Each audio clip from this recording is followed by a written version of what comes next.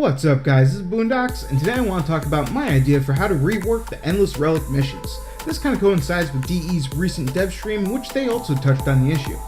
But before we can really talk about the Relic system and the changes that I see needed, first we have to understand the old system and the design philosophies behind why DE changed it to the new way. Old endless missions had amazing benefits and some serious drawbacks as well. For the first glaring drawback, we look towards the void. It was always the void. All the time. No matter what you did, the tile set for prime farming was the void. Okay, so a little bit of derelict too, but for the most part, the void. But players got bored of the same tile set every time they played. To make matters worse, the defense and intercept missions share the exact same map with no procedural generation across all difficulties. During those trips farming endless missions, everything followed an AABC rotation for payouts, with the more sought after items being on rotation C. But considering rotation C only appeared on every 20th wave of defense, every 20 minutes in survival, and every 4th wave of intercept, reaching those items was annoying as hell. And considering that some A-tier rewards were nothing more than just Organ cells and reactor cores, it was really easy to get extremely frustrated. The major benefit of old endless survival defense and intercept missions was the payouts, which, to be fair, in DE's eyes was also a drawback. Because for a single key, you could farm for however long you and your team felt they could go. For example, it was entirely possible for groups to stay in void survival for 2 hours. With a payout after every 5 minutes, that meant you could leave with up to 24 prime parts and blueprints. Holy crap. That meant that for pure value, endless missions were the way to go, with other missions only being run for speed in the case of captures, or to pick up specific parts.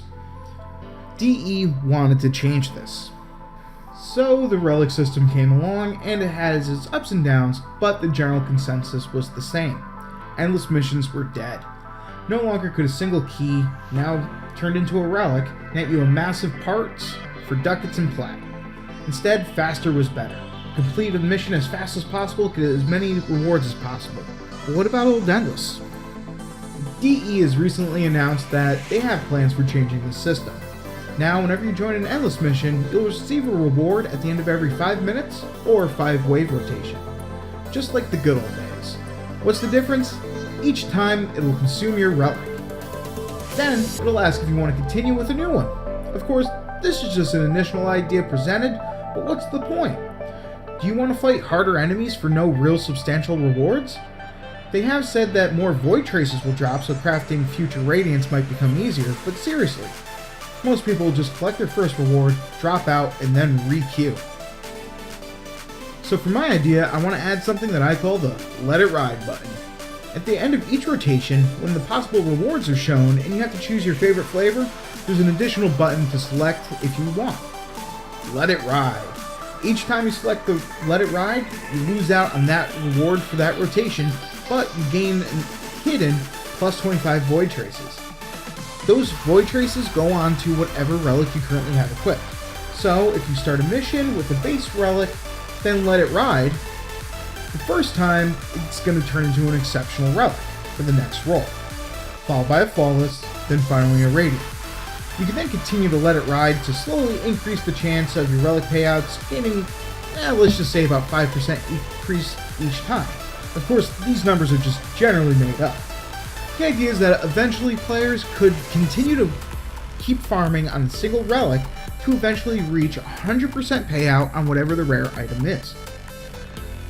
Though, obviously, chances are it's going to pay out before you have to go too long, but the idea is it does give more of an incentive to stay for a longer amount of time in each endless mission. Now, of course, numbers can change, be tweaked, and guaranteeing those payouts does come with some serious drawbacks as far as like in-game economy goes. So while this idea is not perfect, having a higher chance at getting your rarer rewards for whatever relic you have equipped at higher difficulties without having to pay the void traces just generally makes sense to me. That is how the old rotation sort of worked with AABC. And this is just kind of a new look at it, and the idea being that if you start with a Radiant, by the time you finish, you are going to get your rare item real quick.